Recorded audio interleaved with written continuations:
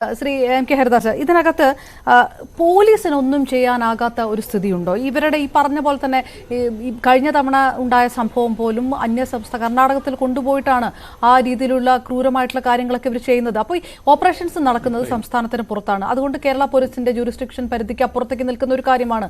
അങ്ങനെ ഒരു തലത്തിലേക്ക് ഇത് വ്യാപിച്ചു കിടക്കുമ്പോൾ പോലീസിനെ സംബന്ധിച്ചിടത്തോളം ഇപ്പോഴുള്ള നിയമ സംവിധാനങ്ങൾ കൊണ്ട് പൂട്ടിക്കെട്ടാൻ കഴിയാത്ത രീതിയിലേക്ക് കാര്യങ്ങൾ പോകുന്നു. നിസ്സഹായമാണ് പോലീസ്. അങ്ങനെ ഒരു കാര്യമുണ്ടോ? അല്ല, പോലീസിനെ അടച്ചാക്ഷേപിക്കാൻ കഴിയുമോ?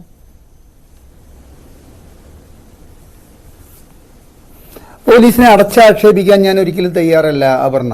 ഇതിൽ 60% പോലീസുകാരെ ഈ ഗുണ്ടായിസവും ഇത്തരത്തിലുള്ള ക്രിമിനൽ നടപടികളുമായിട്ട് മുൻപോട്ട് പോകുന്ന ഇത്തരം സംഘങ്ങളെ അടിച്ചമർത്തണമെന്ന ആഗ്രഹമുള്ളവർ തന്നെയാണ്. പക്ഷെ ആ 40%, ബാക്കിയുള്ള 40% അവരിലേക്ക് ആകർഷിക്കപ്പെടുന്നത് എന്താണെന്ന് ചോദിച്ചു കഴിഞ്ഞാൽ ഇത്തരം ഗുണ്ടകളിൽ നിന്നും ഇത്തരം ക്രിമിനലുകളിൽ നിന്നും അവർക്ക് ചെയ്യുന്ന ഒത്താശയ്ക്ക് കൃത്യമായ പണം ലഭിക്കുന്നുണ്ട്. അത് അവർ പ്രതിമാസം പറ്റുന്ന ശമ്പളത്തേക്കാൾ വളരെ കൂടുതലാണ്. അപ്പോൾ അത്തരം കാര്യങ്ങളിൽ പോലീസുകാരുടെ നമ്മൾ പറയില്ല ഒത്താശയോട് കൂടിയിട്ടാണ് ഒരു പാഴ്ചെടി വളരണമെങ്കിൽ അതിനെ പാഴ്ചെടി ചിലപ്പോൾ അങ്ങനെ തന്നെ നിൽക്കുകയായിരിക്കാം. പക്ഷെ അത് അമിതമായി തഴച്ചു വളരുന്നുവെങ്കിൽ അതിന് എവിടെ നിന്നോ വെള്ളവും വളവും കിട്ടുന്നുണ്ട് എന്ന് മനസ്സിലാക്കണം. അപ്പോൾ ഇത്തരത്തിൽ കഴിഞ്ഞ ഒരു 2-4 വർഷമായിട്ട് ഇപ്പോൾ ടോം ഇതിൻ്റെ തുടക്കത്തിൽ പറഞ്ഞിട്ടുള്ള കുറേ കാര്യങ്ങൾ എന്നാ പറയേണ്ടത് അച്ചസ്ഫടികമായിട്ടുള്ള കാര്യങ്ങളാണ് അദ്ദേഹം പറഞ്ഞിരിക്കുന്നത്. ആ കാര്യങ്ങളിൽ നിന്ന് ഒരു സമയത്ത് ഞാനിപ്പോൾ 30 കൊല്ലമായി എൻ്റെ കൂടെ ഇവിടെ ഈ ചർച്ചയിൽ പങ്കെടുക്കുന്ന ബെന്നി ജോസഫ് കൊച്ചിയിൽ ജനിച്ചു വളർന്നിട്ടുള്ള ആൾക്കാരാണ്. അപ്പോൾ ഞങ്ങളൊക്കെ ഒരു സമയത്ത് ഒരുമിച്ച് പ്രവർത്തിക്കുന്ന സമയത്ത് ഇവിടുത്തെ ഗുണ്ടാ പ്രവർത്തനങ്ങളൊക്കെ ഈ പറഞ്ഞ മാതിരി തന്നെ 1, 2, 4 ആൾക്കാരൊക്കെ വളരെയധികം കൂടുതലായിട്ട് ജീവിക്കാൻ വയ്യാത്ത സാഹചര്യം ഉണ്ടായിരുന്നു. അതൊക്കെ എനിക്ക് എൻ്റെ കൃത്യമായിട്ടുള്ള ഓർമ്മ പറയുകയാണെങ്കിൽ 2004 സർക്കിൾ ഇൻസ്പെക്ടറെ കൊച്ചിയിൽ പോസ്റ്റ് ചെയ്തിട്ടുണ്ടായിരുന്നു. ഈ ഗുണ്ടകളെ എനിക്ക് പേര് ഓർമ്മ വരുന്നില്ല, ബെന്നിക്ക് ഒരു പക്ഷേ ഓർമ്മ ഉണ്ടായിരിക്കും, ബെന്നി പറയുമായിരിക്കും.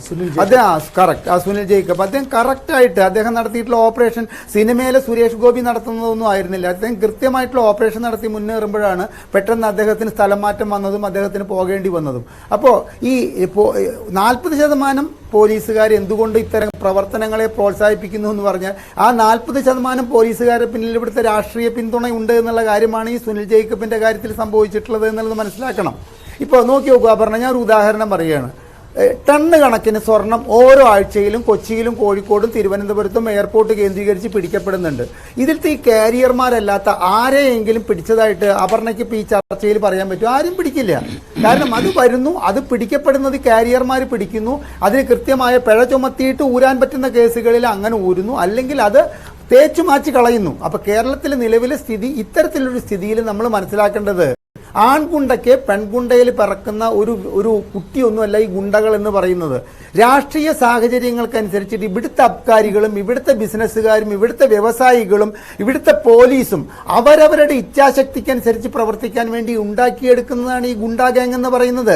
അപ്പം അവർക്ക് നേരെ തടയിടാൻ വേണ്ട കാര്യങ്ങൾ ചെയ്യുന്നത് അങ്ങേയറ്റം ശ്രദ്ധിച്ചേ ഇവർ ചെയ്യുകയുള്ളൂ. നമ്മുടെ നാട്ടിൽ ഈ കൊച്ചിയിൽ ഇതേ കൊച്ചിയിൽ ഞാൻ ഇതിനകത്ത് പറഞ്ഞു വിടുന്നത് ഇപ്പൊ ടോം തന്നെ റിപ്പോർട്ട് ചെയ്തതിൽ തന്നെ പുറത്തുവിടാൻ പറ്റാത്ത ചില കാര്യങ്ങളുണ്ടായിരുന്നു. അത് രാഷ്ട്രീയ സ്വാധീനമാണ്. തെരഞ്ഞെടുപ്പ് സമയത്ത് പോളിംഗ് ബൂത്തുകളിൽ ആളെ ഇറക്കാൻ വേണ്ടി കൊട്ടേഷൻ കൊടുക്കുന്നുണ്ട്. ആ കൊട്ടേഷൻ കൊടുക്കുന്നവരിൽ വളരെ വളരെ പ്രധാനപ്പെട്ട പ്രമുഖരായിട്ടുള്ള പേരുകളുമുണ്ട്. ആ പേരുകൾ നമുക്ക് പുറത്തുവിടാൻ കഴിയാത്തൊരു സാഹചര്യമുണ്ട്.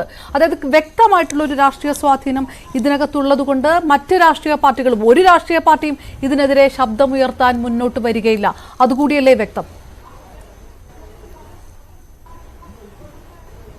തീർച്ചയായിട്ടും അത് ആ രാഷ്ട്രീയ പാർട്ടികളുടെയും ആ രാഷ്ട്രീയ പാർട്ടികളുടെ നടപടികളുടെയും ആരാണ് അതിനെ നിയന്ത്രിക്കുന്നത് എന്ന് ഇത്തരത്തിലൊരു ചർച്ചയിൽ ഞങ്ങളെപ്പോലുള്ളവർക്കും പറയാൻ പറ്റില്ല. പിന്നീട് കൊച്ചിയിൽ ഞങ്ങൾക്ക് ജീവിക്കാൻ പറ്റുമോ? ജീവിക്കാൻ പറ്റില്ല. ടോമിനും ജീവിക്കാൻ പറ്റില്ല, അപർണയ്ക്കും ജീവിക്കാൻ പറ്റില്ല.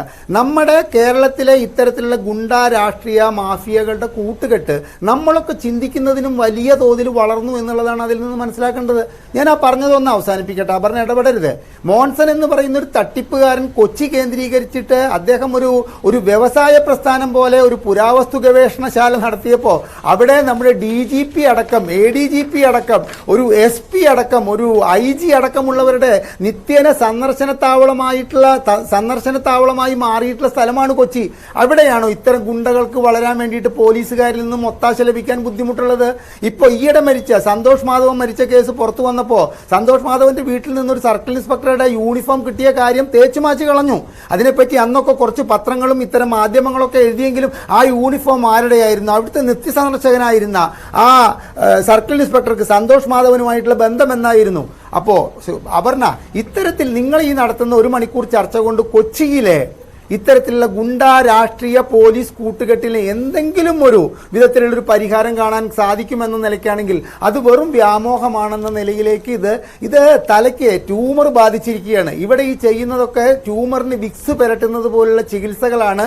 ഇവിടുത്തെ നിലവിൽ നമ്മളെ നമ്മുടെ പറയില്ല നികുതിദായകരെ ബോധിപ്പിക്കാൻ വേണ്ടിയിട്ട് ഇവിടുത്തെ ഭരണകർത്താക്കൾ അതാരുമാവട്ടെ, ഇപ്പൊ നമ്മൾ ഇതിനു മുമ്പുള്ള UDF സർക്കാരിന്റെ കാലമായാലും ഇപ്പോഴത്തെ LDF സർക്കാരിന്റെ ഭരണത്തിലായാലും ഈ ഗുണ്ടാ മാഫിയ കൂട്ടുകെട്ടിന് വേണ്ടി കാണിച്ചു കൂട്ടുന്നതൊക്കെ നികുതിദായകരെ ബോധിപ്പിക്കാനുള്ള, തലയ്ക്ക് ബാധിച്ച ക്യാൻസറിന് വിക്സ് പുരട്ടുന്നത് പോലുള്ള ഒരു പ്രവർത്തനമാണ്. അതുകൊണ്ടൊന്നും ഇതിന്റെ വേരോടെ ഇത് അറുത്ത് കളയാനൊന്നും സാധിക്കില്ല. അപർണയും ടോമും പറഞ്ഞ ഒരു കാര്യം ഞങ്ങളെപ്പോലുള്ളവരെ വളരെയധികം മനോവേദനയിലാഴ്ത്തുകയാണ്.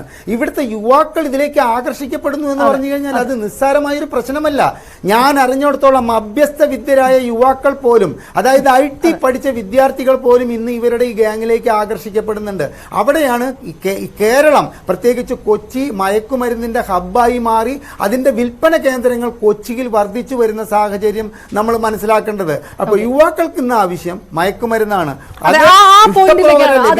ഇത്തരത്തിലുള്ള ഗുണ്ടാ ഗ്യാങ്ങുകളുടെ ആൾക്കാർ സിനിമ സ്റ്റൈൽ ഒരു പോയിന്റാണ് ശ്രീ MK ഹരിദാസ്. ഞാൻ താങ്കളിലേക്ക്